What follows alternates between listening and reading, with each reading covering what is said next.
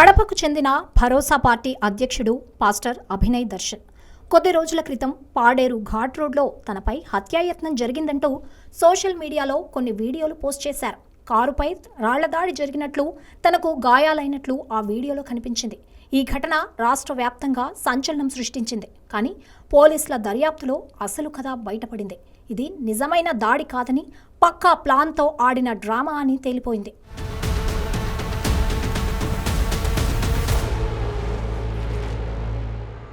అభినయ్ దర్శన్తో పాటు మరో 6 కలిసి ఈ నాటకాన్ని నడిపించినట్లు పోలీసులు గుర్తించారు.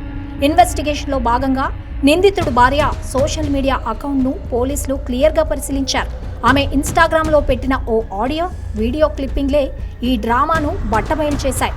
దాడి జరగడానికి ముందే మా ఆయనపై దాడి జరగబోతోంది అంటూ ఆమె ఓ వీడియో పోస్ట్ చేయడమే కీలక సాక్ష్యంగా మారింది. అంతేకాదు, గాయాలైనట్టు హాస్పిటల్లో చేరిన అభినయ్ను పరీక్షించిన డాక్టర్లు ఆ గాయాలు ప్రమాదకరమైనవి కావని, చిన్నపాటి గీరులేనని రిపోర్ట్ ఇచ్చారు. దీంతో ఈ దాడి వెనుక ఉన్న కుట్ర మొత్తం బయటపడింది. కేవలం జనం దృష్టిని ఆకర్షించేందుకు, సానుభూతి పొందేందుకు ఎంతకైనా తెగిస్తున్నారు.